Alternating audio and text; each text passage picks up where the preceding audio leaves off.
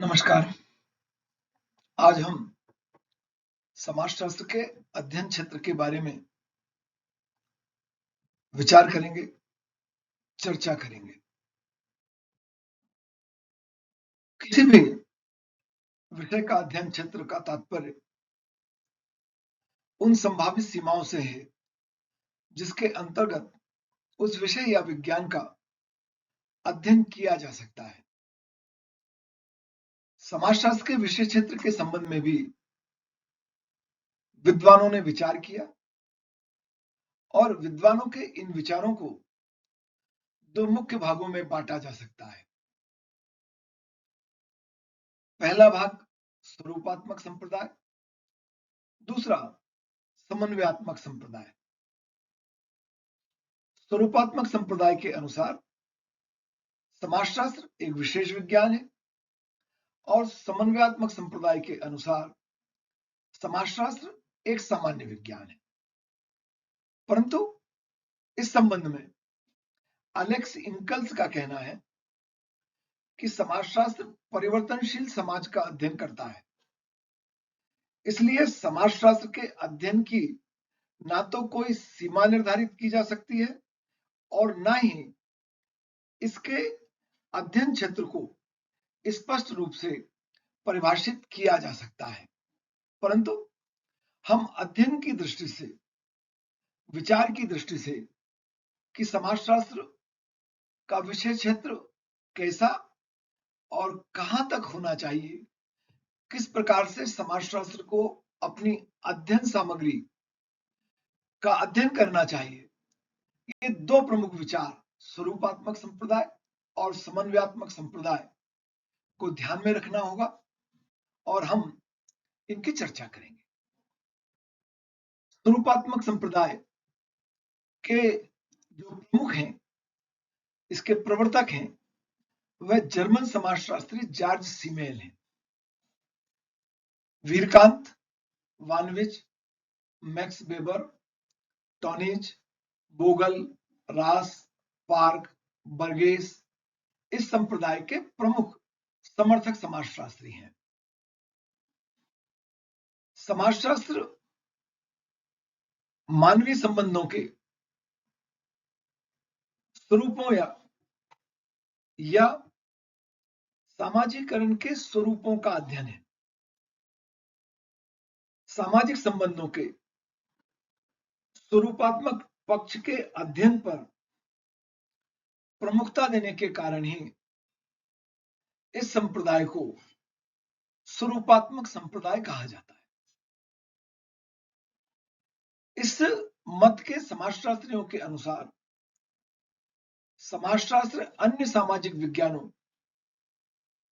जैसे राजनीति शास्त्र, अर्थशास्त्र, इतिहास, भूगोल, भौतिक शास्त्र, रसायन शास्त्र आदि के समान एक स्वतंत्र और विशेष विज्ञान है और इनकी अपनी एक विशेष सामग्री है जिसका ये अध्ययन करते हैं। यह जरूरी भी है कि प्रत्येक विज्ञान की अपनी कोई प्रमुख समस्या या सामग्री होना चाहिए जिसका वह प्रमुखता से अध्ययन करता है। इसी प्रकार से समाजशास्त्र की भी अपनी मुख्य अध्ययन सामग्री या समस्या होना चाहिए। यह स्वरूपात्मक संप्रदाय के समाजशास्त्रियों का मानना है। इससे समाजशास्त्र एक स्वतंत्र एवं विशिष्ट विज्ञान बन सकेगा और उसका अध्ययन क्षेत्र निश्चित हो सकेगा। चूंकि समाजशास्त्र एक नवीन सामाजिक विज्ञान है और यदि इसके अंतर्गत सभी प्रकार के सामाजिक संबंधों का अध्ययन किया गया, तब वैज्ञानिक रूप से ऐसा अध्ययन करना बहुत कठिन होगा और यदि इसे संभव बना भी दिया गया, तब भी समाजशास्त्र संपूर्ण समाज का एक सामान्य अध्ययन करने वाला विषय या खिचड़ी शास्त्र बनकर रह जाएगा। इस मत के समाजशास्त्रियों का यह मानना है कि समाजशास्त्र को एक स्वतंत्र और विशेष विज्ञान बनाना आवश्यक है, और यह तभी संभव है जब समाजशास्त्र के अंतर्गत केवल उन्हीं सामाजिक संबंधों का अध्ययन किया जाए जिनका अध्ययन किसी दूसरे सामाजिक विज्ञान में नहीं किया जाता है। इस संबंध में स्वरूपात्मक संप्रदाय के प्रमुख समाजशास्त्री जॉर्ज सिमेल का कहना है कि समाजशास्त्र को एक विशेष सामाजिक विज्ञान होना चाहिए। आपने समाजशास्त्र को सामाजिक संबंधों के स्वरूपों का अध्ययन माना। जॉर्ज सिमेल के अनुसार सामाजिक संबंधों के स्वरूप और उसकी अंतर्वस्तु में भेद होता है। उनके अनुसार स्वरूप और अंतर्वस्तु दोनों का अलग अलग अस्तित्व है, और इसलिए स्वरूप और अंतर्वस्तु को ध्यान में रखते हुए समाजशास्त्र का अध्ययन क्षेत्र निर्धारित होना चाहिए। आपके अनुसार समस्त भौतिक वस्तुओं और अभौतिक वस्तुओं का अपना एक स्वरूप और अंतर्वस्तु होती है। यह एक दूसरे से भिन्न होती है। स्वरूप और अंतर्वस्तु का एक दूसरे पर कोई प्रभाव नहीं पड़ता। इसका उदाहरण देते हुए उन्होंने कहा कि 3 एक से स्वरूपों वाले गिलासों में, एक में पानी, दूसरे में दूध और तीसरे में शराब भरी जा सकती है। उनके अनुसार पानी, दूध एवं शराब का गिलासों के स्वरूप पर और उनके स्वरूप का गिलासों की अंतर्वस्तु पानी, दूध और शराब पर कोई प्रभाव नहीं पड़ेगा। गिलासों की विशेष आकृति या बनावट उसका स्वरूप है और उसमें भरा हुआ पानी, दूध या शराब उसकी अंतर्वस्तु है। उनके अनुसार सामाजिक संबंधों के स्वरूप और अंतर्वस्तु में अंतर पाया जाता है, परंतु यह एक दूसरे को प्रभावित नहीं करते हैं। अनुकरण, सहयोग, प्रतिस्पर्धा, प्रभुत्व, अधीनता, श्रम विभाजन आदि सामाजिक संबंधों के स्वरूप हैं। समाजशास्त्र सामाजिक संबंधों के इन्हीं स्वरूपों का अध्ययन करने वाला विषय या विज्ञान है।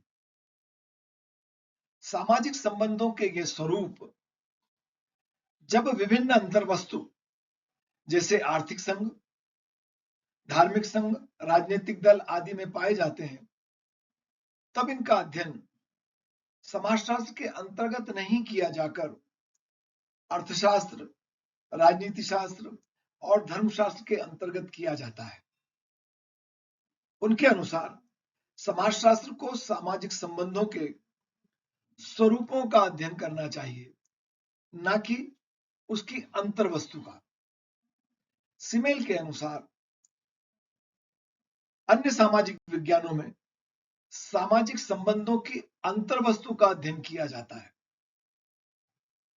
और एक विशेष सामाजिक विज्ञान के रूप में समाजशास्त्र में सामाजिक संबंधों के इन स्वरूपों का अध्ययन किया जाना चाहिए। इस संप्रदाय के एक प्रमुख समर्थक वीरकांत के विचारों पर हम विचार करेंगे।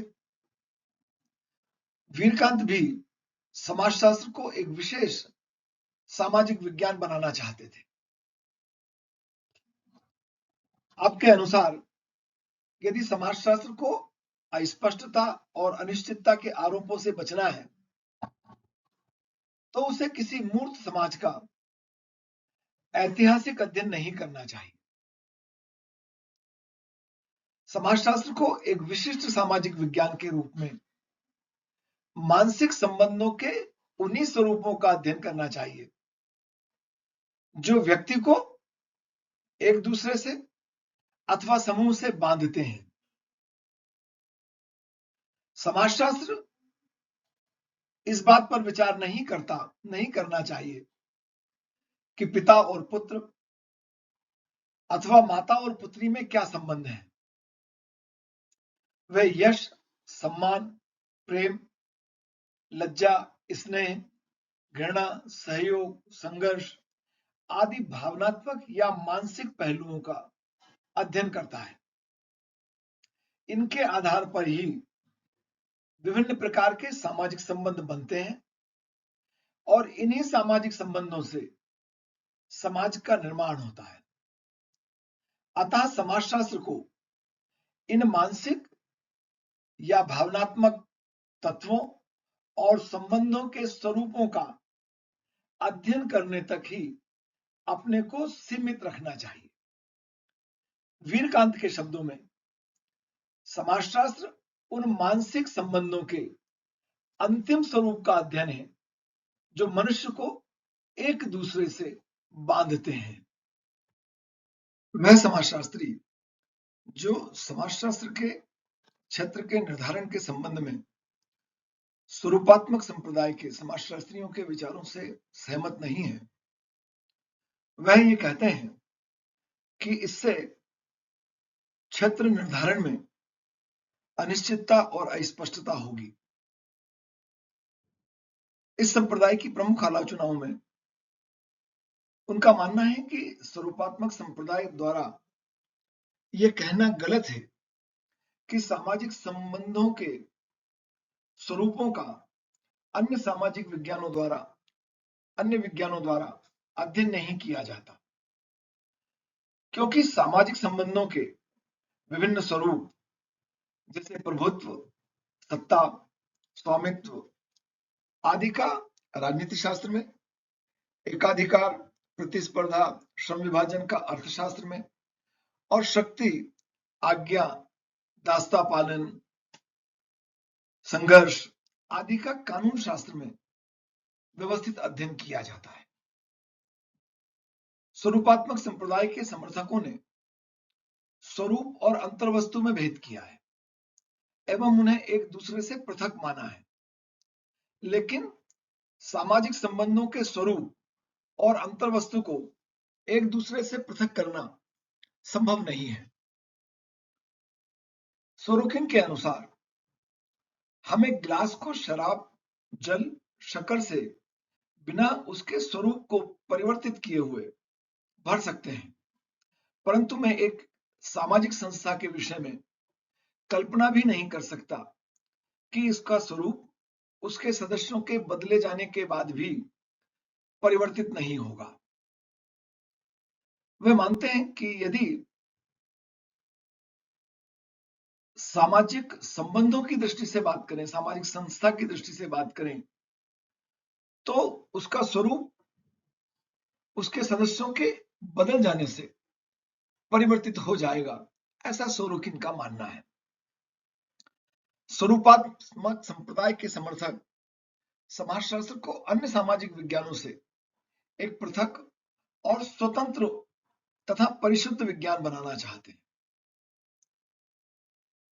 अन्य समाजशास्त्रियों का यह मानना है कि ऐसा होना संभव नहीं है, क्योंकि सभी विज्ञानों में एक पारस्परिक निर्भरता पाई जाती है। समाजशास्त्र को समग्र रूप से एक समाज का विज्ञान बनाना चाहिए और उसे सामाजिक जीवन के सभी पक्षों का, जो एक दूसरे से संबंधित हैं, घनिष्ठ रूप से संबंधित हैं, उनका अध्ययन करना चाहिए। सामाजिक जीवन के किसी एक पक्ष में जो परिवर्तन होता है, वह सामाजिक जीवन के दूसरे पक्ष को आवश्यक रूप से प्रभावित करता है, परिवर्तित करता है। इसलिए समाजशास्त्र के अंतर्गत केवल सामाजिक संबंधों के स्वरूपों के अध्ययन पर जोर देना सामाजिक जीवन के अन्य पक्षों की अवहेलना होगी। अब हम समाजशास्त्र के क्षेत्र के संबंध में दूसरा मत, जिससे समन्वयात्मक संप्रदाय कहते हैं, के संबंध में बात करेंगे। इस संप्रदाय के प्रमुख समर्थक सोरोकिन, दुर्खीम, हाबहाउस, गिन्सबर्ग आदि हैं। स्वरूपात्मक संप्रदाय के समाजशास्त्री समाजशास्त्र को एक विशेष विज्ञान के स्थान पर सामान्य विज्ञान बनाना चाहते हैं, सामान्य विज्ञान मानते हैं। उनके अनुसार समाज के संबंध में संपूर्ण ज्ञान प्राप्त करने के लिए समाजशास्त्र को केवल अपने आप को सामाजिक संबंधों के स्वरूपों के अध्ययन तक सीमित नहीं रखना चाहिए। इसे संपूर्ण समाज का समग्र अध्ययन करना चाहिए और इस समग्र अध्ययन से ही समाजशास्त्र अपने अध्ययन क्षेत्र के साथ न्याय कर पाएगा। इस संबंध में इस संप्रदाय के समर्थकों के 3 प्रमुख तर्क हैं। पहला तर्क, समाजशास्त्र की प्रकृति एक जीवधारी शरीर के समान है। समाज की प्रकृति एक जीवधारी शरीर के समान है। इसके विभिन्न अंग एक दूसरे के साथ घनिष्ठ रूप से संबंधित होते हैं और एक अंग में होने वाला परिवर्तन दूसरे अंग को आवश्यक रूप से प्रभावित करता है। इसलिए समाज को समग्र रूप में समझने के लिए हमें उसकी विभिन्न इकाइयों या अंगों के पारस्परिक संबंधों को भी समझना अत्यंत आवश्यक होगा। अतः समाजशास्त्र को सामान्य विज्ञान के रूप में ऐसा करना चाहिए और उसे समाज की विभिन्न इकाइयों के पारस्परिक संबंधों को भी समझने का प्रयास करना चाहिए। इनका दूसरा तर्क है, प्रत्येक समाज विज्ञान द्वारा समाज के किसी एक पक्ष, समाज के किसी एक भाग का अध्ययन किया जाता है। जैसे राजनीति शास्त्र समाज के राजनीतिक जीवन का, अर्थशास्त्र आर्थिक जीवन का अध्ययन करता है, लेकिन कोई भी ऐसा सामाजिक विज्ञान नहीं है जो सामाजिक जीवन के सभी पक्षों का या संपूर्ण समाज का समग्र रूप में अध्ययन करता हो। और समाजशास्त्र को एक सामान्य विज्ञान के रूप में यह कार्य करना चाहिए। उनका तीसरा तर्क है, सामाजिक जीवन सिर्फ किसी एक कारक पर निर्भर नहीं है, किसी एक कारक पर आश्रित नहीं है, बल्कि सामाजिक जीवन आर्थिक, राजनीतिक, भौगोलिक, धार्मिक आदि क्रियाओं का समन्वय है और समाजशास्त्र को इन सभी कारकों की अंतः क्रियाओं का वहां तक अध्ययन करना चाहिए जहां तक यह सामाजिक जीवन को प्रभावित करती हैं। इस संबंध में सोरोकिन का कहना है कि कोई भी ऐसा सामाजिक विज्ञान नहीं है जो पूर्णतः स्वतंत्र है। प्रत्येक को किसी न किसी कार्य के लिए, अपने अध्ययन के लिए अन्य का सहारा लेना पड़ता है, उसकी दूसरे पर निर्भरता है। और इसका कारण यह है कि प्रत्येक सामाजिक विज्ञान द्वारा सामाजिक जीवन के किसी एक पक्ष या विशिष्ट प्रकार की घटनाओं का अध्ययन किया जाता है, जबकि सामाजिक जीवन की सभी घटनाएं पारस्परिक रूप से एक दूसरे से संबंधित होती हैं, एक दूसरे को प्रभावित करती हैं। अतः ऐसे सामाजिक विज्ञान की आवश्यकता है जो सामाजिक विज्ञानों के निष्कर्षों में समन्वय स्थापित करे ताकि समाज को समग्र रूप से समझा जा सके। समाजशास्त्र को विभिन्न सामाजिक विज्ञानों के पारस्परिक संबंधों का अध्ययन करने अथवा उनके सामान्य तत्वों का अध्ययन करने का कार्य करना चाहिए। सोरोकिन अपने कथन को और स्पष्ट करने के लिए एक सूत्र का प्रयोग करते हैं। वह कहते हैं कि यदि हम संबंध और उसमें व्याप्त जो तत्व हैं, उन तत्वों को देखें तो आर्थिक संबंधों में यदि व्याप्त तत्व A B C D E F हैं, और अगर फिर राजनीतिक को देखें तो राजनीतिक में भी हमें ए बी सी मिलता है, पर उसमें डी ई एफ के बजाय जी एच आई है। धार्मिक संबंधों में देखें तो एबीसी वहां भी उपलब्ध है, परंतु वहां जे के एल है। वैधानिक संबंधों में देखें तो वहां एबीसी के साथ एमएनओ है। मनोरंजनात्मक संबंधों में देखें तो वहां एबीसी के साथ PQR है। स्पष्ट है कि यदि हम किसी भी प्रकार का संबंध स्थापित करें, किसी प्रकार की क्रिया करें, चाहे वह आर्थिक हो, राजनीतिक हो, धार्मिक हो, वैज्ञानिक हो या मनोरंजनात्मक हो, सभी में कुछ ना कुछ तत्व ऐसे होते हैं जो समान हैं, जो सामान्य तत्व हैं, और ऐसे तत्वों को इस तालिका में एबीसी के माध्यम से समझा जा सकता है। सोरोकिन कहते हैं कि समाजशास्त्र को इन्हीं सामान्य तत्व या अंतर संबंधों का अध्ययन करना चाहिए। इस संबंध में मैकाइवर एवं पेज का कथन है कि समाजशास्त्री होने के नाते हमारी रुचि सामाजिक संबंधों में है, इसलिए नहीं कि वे संबंध आर्थिक, राजनीतिक अथवा धार्मिक हैं, बल्कि इस कारण कि वह साथ ही सामाजिक भी होते हैं। अब हम इस संबंध में दुर्खीम के विचार देखेंगे। दुर्खीम ने समाजशास्त्र को एक विशिष्ट विज्ञान के माध्यम से सामान्य विज्ञान बनाने पर जोर दिया। उनका कथन है कि समाजशास्त्र सामूहिक प्रतिनिधानों का विज्ञान है। आपके अनुसार समाजशास्त्र को पहले एक विशिष्ट विज्ञान बनना है ताकि वह अन्य सामाजिक विज्ञानों के समान अपने स्वतंत्र नियमों का विकास कर सके। इसके बाद इसे एक सामान्य विज्ञान के रूप में अन्य सामाजिक विज्ञानों के साथ समन्वय स्थापित करना चाहिए। और इसलिए वह कहते हैं उनके शब्दों में कि हमारा विश्वास है कि समाजशास्त्री को विशिष्ट विज्ञानों, कानून का इतिहास, प्रथाएं एवं धर्म, सामाजिक अंकशास्त्र, अर्थशास्त्र आदि में किए गए अन्वेषणों से नियमित रूप से परिचित रहने की बहुत अधिक आवश्यकता है, क्योंकि इनमें उपलब्ध सामग्रियों से समाजशास्त्र का निर्माण होना चाहिए। मैंने पहले कहा कि दुर्खीम कहते हैं कि समाजशास्त्र सामूहिक प्रतिनिधानों का विज्ञान है। वह कहते हैं कि प्रत्येक समाज में प्रथाओं व परंपराओं के आधार पर कुछ सामूहिक विचारधाराएं विकसित हो जाती हैं। समाज के सभी सदस्य इन सामूहिक विचारधाराओं के अनुसार ही विचार करते हैं, व्यवहार करते हैं। कुछ समय पश्चात समाज की यही सामूहिक भावनाएं एक सामूहिक शक्ति का रूप ले लेती है, और इसी सामूहिक शक्ति को दुर्खीम ने सामूहिक प्रतिनिधान कहा है। उनके अनुसार इन सामूहिक प्रतिनिधानों की दो मुख्य विशेषताएं होती हैं। पहला, ये सारे समाज में फैले होते हैं तथा ये व्यक्ति की शक्ति के ऊपर होते हैं, और दूसरा, यह समाज के सभी लोगों को अनिवार्य रूप से प्रभावित करते हैं।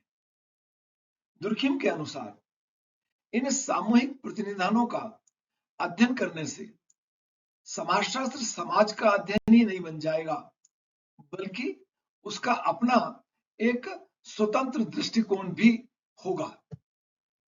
विद्वान स्वरूपात्मक संप्रदाय के विचारकों की भी आलोचना करते हैं, और उनकी प्रमुख आलोचना है कि यदि समाजशास्त्र में सभी प्रकार के सामाजिक तथ्य एवं प्रघटनाओं का अध्ययन किया गया तो इसका अपना कोई अध्ययन क्षेत्र विकसित नहीं हो सकेगा, और यह एक खिचड़ी शास्त्र बनकर रह जाएगा।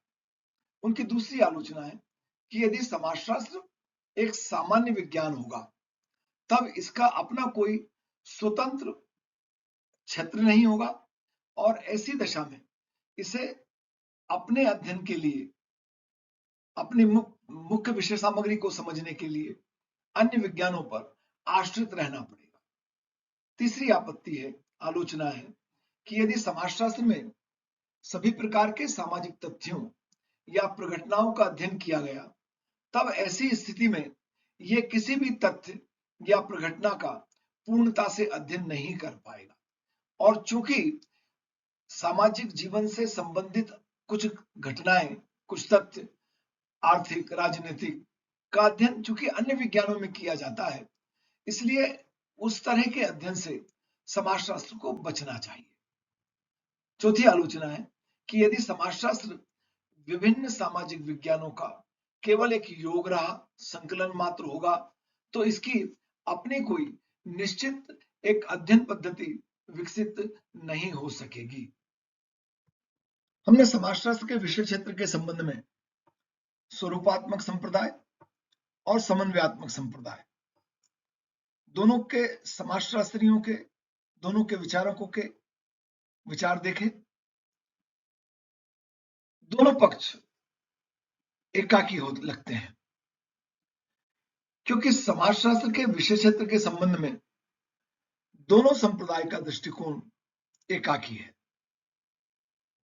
समाजशास्त्र ना तो पूरी तरह विशिष्ट विज्ञान है, जो केवल सामाजिक संबंधों के कुछ विशिष्ट स्वरूपों का अध्ययन करता है, उनके अध्ययन तक अपने को सीमित रखता है, और ना ही एक सामान्य विज्ञान है जो समस्त सामाजिक घटनाओं का अध्ययन करता है। सच तो यह है कि कोई भी सामाजिक विज्ञान ना तो पूरी तरह से विशेष हो सकता है और ना ही पूरी तरह से सामान्य।